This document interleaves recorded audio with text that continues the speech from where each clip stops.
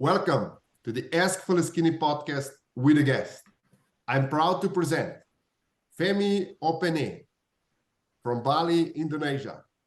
Femi graduated from UK Law School in 2002. Then worked for close to a decade in law and investment banking.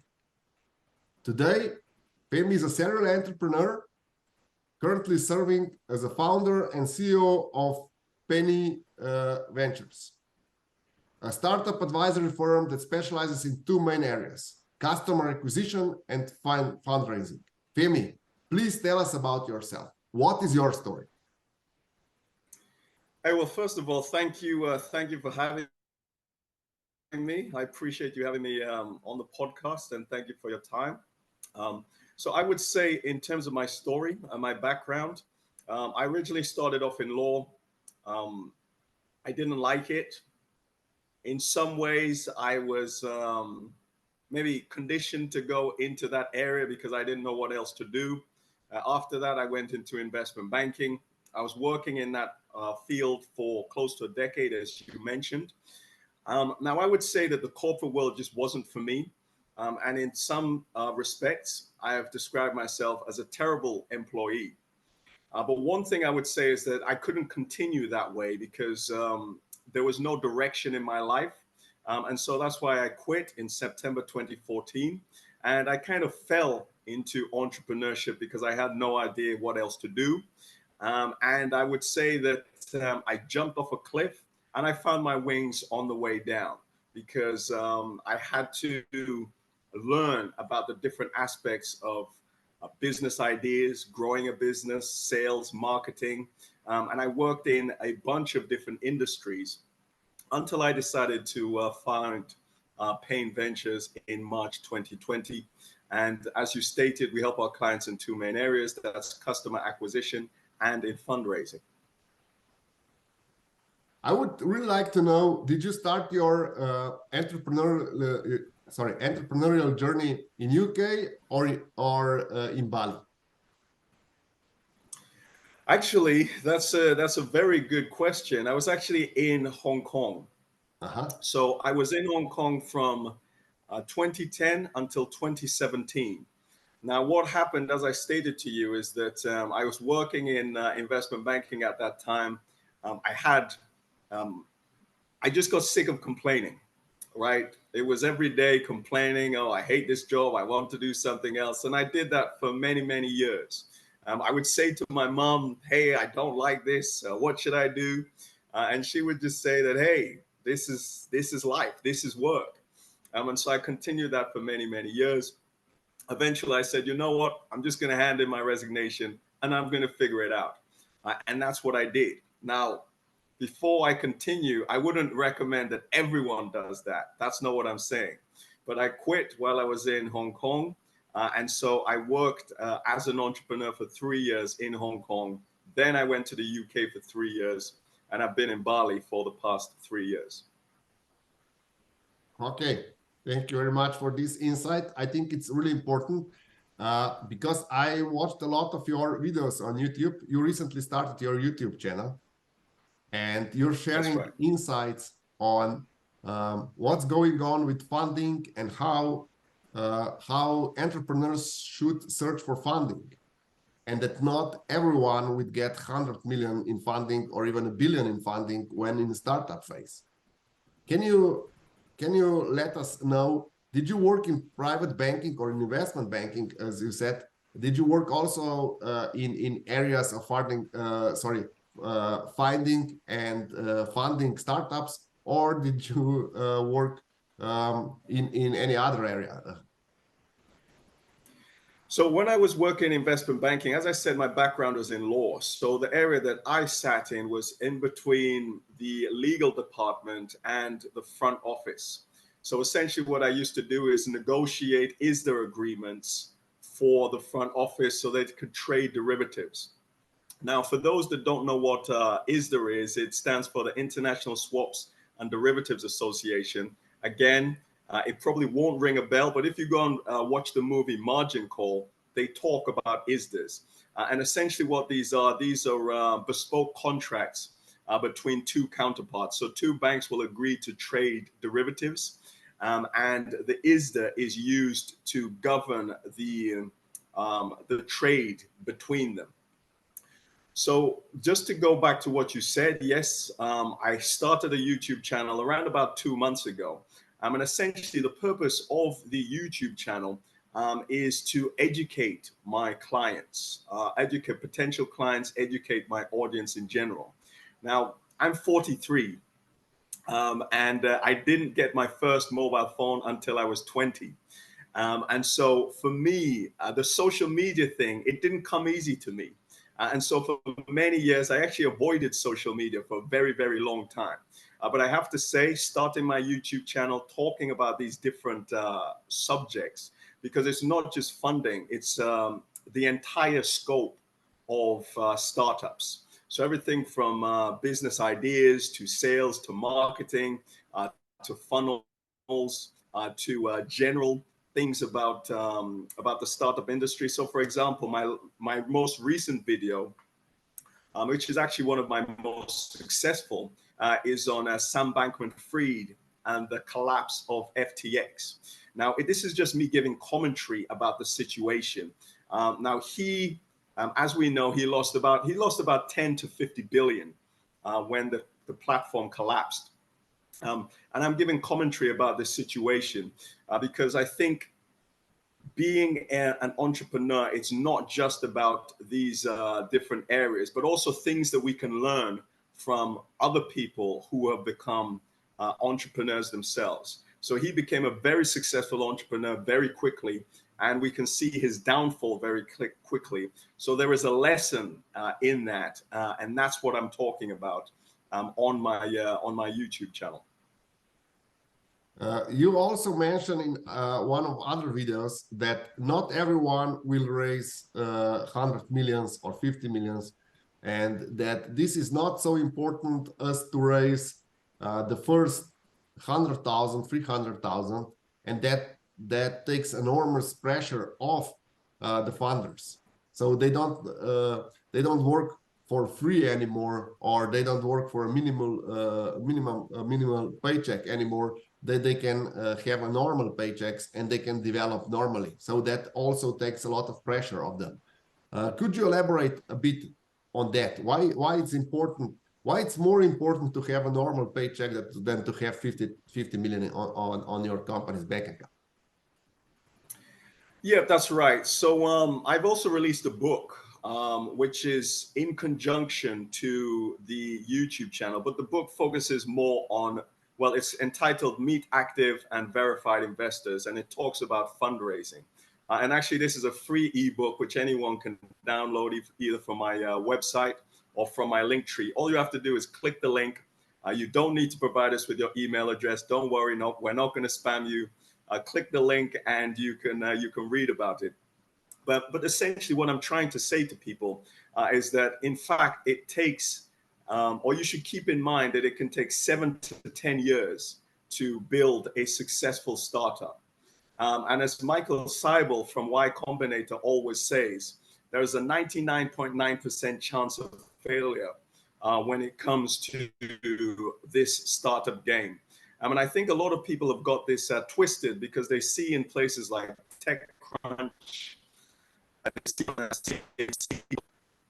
they see on Forbes, so Forbes 30 under 30, for example, that all of these people are raising a lot of money. You go on Crunchbase, and I think a lot of them, founders, they get discouraged when they see, oh my God, this person has raised 10 million. This person has raised 20 billion. This person has raised, 20 million, 50 million. You know, all of these amounts. But actually, a lot of these companies are outliers, right? And I would say that a lot of them perhaps have either good connections or they went through a good accelerator. So that is a tip for you. If you don't have connections to investors, then you should join a good accelerator. And it's important that it is the right accelerator, not just any accelerator. But as you rightly pointed out, the early stages, it's a lot easier to raise money. So for example, from friends and family, from angel investors, etc., because they are not sophisticated. They're not professional investors. So they're not going to ask for detailed documentation. They're not going to ask you to prove as much as you would later on down the line. And so therefore, it's important to raise some type of capital. I mean, look, you mentioned 100, you mentioned 300, even if you could raise 10, 15,000, a grant or something like that, something to keep you going. Because actually what happens with a lot of people is that a lot of founders, they have a good business, but maybe they run out of money. They can't pay their rent. So what do you expect them to do? They have to quit their startup. They have to go back to the corporate world. Or something you can do is have your startup as your side hustle, as they say, and still maintain your corporate job or some kind of side hustle that you're doing. Maybe work for another startup as you're working for your startup so that you can keep your dream alive. Otherwise, it's going to be a difficult road ahead. Because imagine saying to your landlord, hey, I'm working on this brilliant idea. Can I pay my rent in 6 months? The answer is probably going to be no. Yes. You mentioned grants. In UK, we have a whole series or a really wide choice of grants. So there are government grants, there are R&D refunds. There are really numerous ways that you can get your initial funding, talking about couple of thousand, maybe 100,000. But what would you say is this startup world and financing and joint ventures and venture capitalists, is this getting too complex? What's your take on that?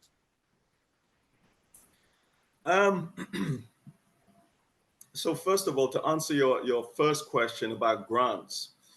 So when it comes to grants, the government, so whether that be on the local level or the more central level, they have a vested interest in your business succeeding. And also charities as well that can also provide grants. They don't do as much means checking, right, into your startup, or even I should mention your regular high street bank. You can go to them and get 10, 15,000 pounds. They don't do as much means checking as they would a VC.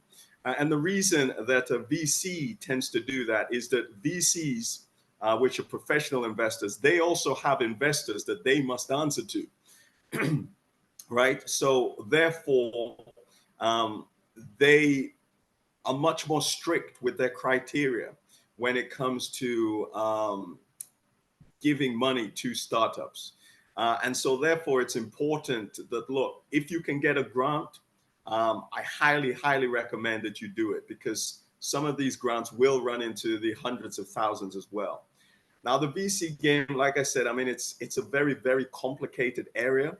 And, you know, it's a club in many respects.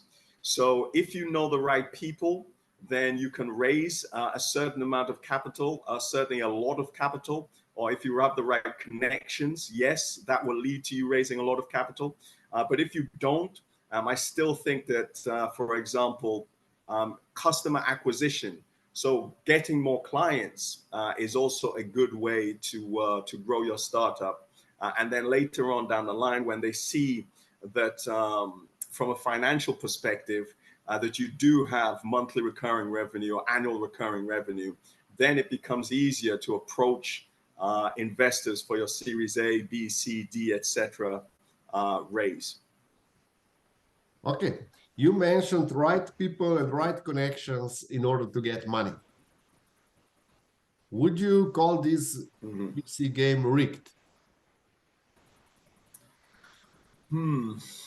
Again, a complicated. In some respects, yes. And the reason I say that, but I think a lot of life in some ways is, right? So for example, if my father worked in finance, it would be easier for me to raise capital, right? Or if I had friends and family that did as well, then it's easier for me to, it's easier let me say it that way, to raise capital. And some people, so for example, Sam Bankman-Fried, he had the right connections. His parents are Stanford law professors. They have a lot of political connections. So this smoothed the way for him to grow FTX very quickly. Now, other people, as I said, they don't have these kind of connections. They may not have connections in Silicon Valley. And so that's why I said, look, as a workaround, if you do want to grow your business and you're passionate about your startup, again, that's very important, because if you're not making money in your startup, you can be discouraged when VCs say no to you. So go and get grants, go to charity organizations, go to work on your customer acquisition until you get to the point where you can get funding from VCs. Is the game rigged? Yes. Is life rigged as well? Yes. But if you lay down and you don't take a stand for what you want, then you're never going to get what you want out of life. You just have to work with what you have.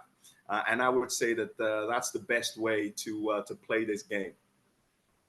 Okay, so I'll rewind. I'll go a couple of decades back, and in the 80s, the mainstream advice was make money, make more money, then invest, then make more money, and then invest. And right now, I'm confident to say that mass media or mainstream media always propagate, get a VC, get funding, and then you will be big. Mm-hmm. What's your take on that? Because I'm more conservative on that. I do believe that startups should be cash flow positive, and they should grow from their own cash flow. Why would you need external funding to grow something, especially all these apps and programming and all these services? Why would you need funding for that?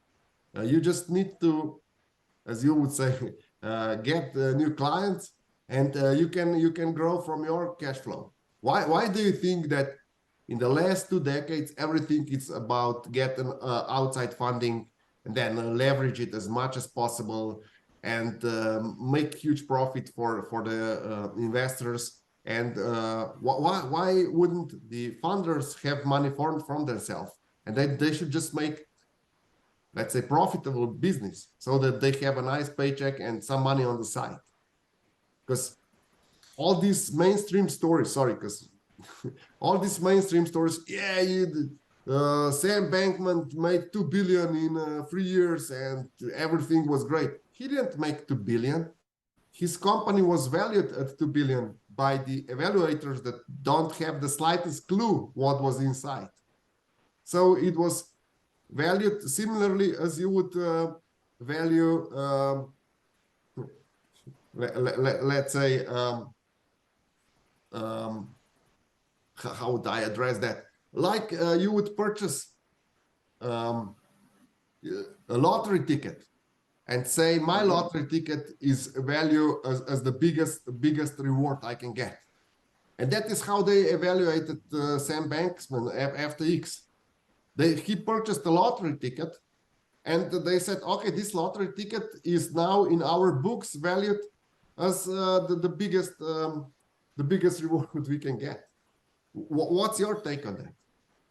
Yeah, absolutely. I mean, to answer your question directly, in one word, it's greed, right? That is the whole point. People want, or a lot of investors, a lot of VCs, they want 100x returns, and they want it as soon as possible. And there is this, there's been this creation of this house of cards, which will eventually burst. I mean, like most bubbles do. And as you said, yes, we go back decades, and it was about customer acquisition, right? So get one customer, I get 2 customers, get 3, get 4, and retain that customer. You know, you're talking about customer retention, serving your clients well so that they stay with you for a longer period of time. You can build that relationship, and they go from purchasing a product which is worth, let's say, $1,000 a week, or per month to 10,000. And that's how you grow organically over time. Now, that's the best situation to happen, right? And I personally believe that that is the way that all businesses should grow, and also always should think about growing. And so, therefore, I would say to people as well that, look, just because you don't raise capital, it doesn't mean that you're running a bad startup. Focus on the core business, focus on your product, focus on serving your customers well, and grow that way. Because the thing is, when you raise capital, you have to give away a piece of your business, and you have to be beholden to those investors. Because if I were to give you money, for example, I want my money back. And so therefore, why would I not be saying to you, hey, maximize profits as much as possible? Now, in certain situations, it does work, right? Over time, the money that is raised can be used to grow the company. So, for example, improve the product, hire the right staff, and then eventually, we're hoping that the company does become profitable on its own merit. But what we're seeing is a slew of startups that are able to raise a lot of capital, but are not profitable. And that is the bubble that I'm talking about. And again, it is just it seems to be the way that that things are going. I mean, of course, it needs to stop, but things like FTX will happen. So not just FTX. So we're not just talking about Sam Bankman-Fried. I've also made a video on Adam Neumann and the collapse of WeWork. I mean, I think the CEO of SoftBank got fired for that. We're talking about, okay, fortunately, or unfortunately, he never went to prison because they never found any wrongdoing. But if you look at his story, you will see that he was very excessive in his spending, and essentially the company died. They couldn't save it. We also talk about Liz Holmes, who is currently serving 11 years. There's another lady called Charlie Jarvis. She sold her company to JP Morgan for 175 million. She is currently on trial. So these are the things that come with raising money. It is not, these guys will come for you if you are fraudulent, because your actions are just, okay, profit. I want to make as much money as possible. And as you said, and I looked at it yesterday because a friend was asking me about it. On paper, Sam Bankman-Fried was worth 22.5 billion at one point. And now he is facing 115 years in jail. Is he going to serve that amount of time? Probably not, because there are a lot of, it's highly political behind the scenes, and he's probably going to cut a very good deal. But I highly encourage people, work on your product, work on your team, work on the relationship with your co-founders, and build a good business, build a good product, and don't focus on always raising capital. Focus on the core features that make a business profitable. Okay, so many advices, but I would like to challenge you one more time. Is there anything else you would like our listeners to take from this interview? Any specific tip, any trade secret that you can share?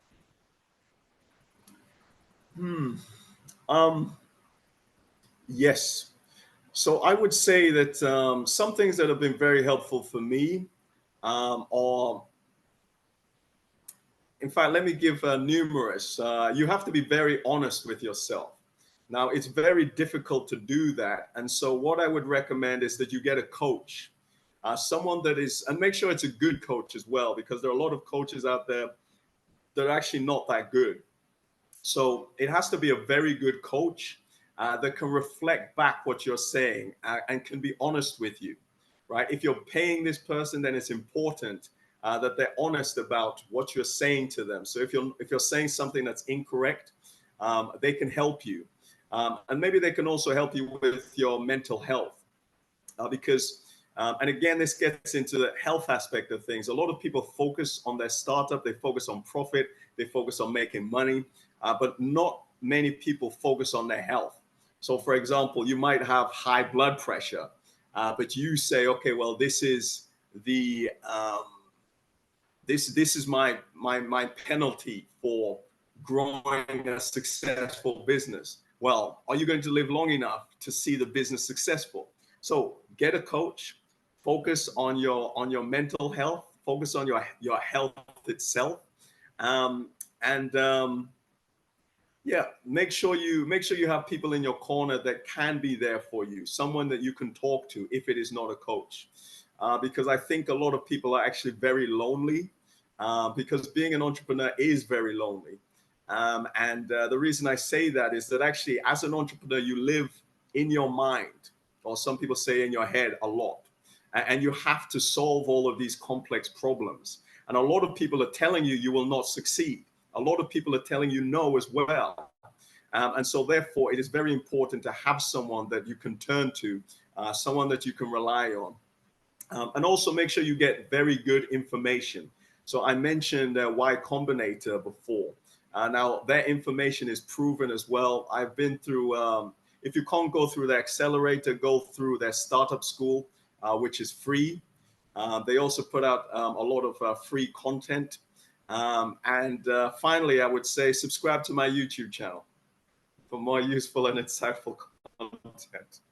Okay, I will ask you for all these links so I can put them in the description below. And thank you, Femi, Sure. for being my guest tonight. Thank you. It was an honor.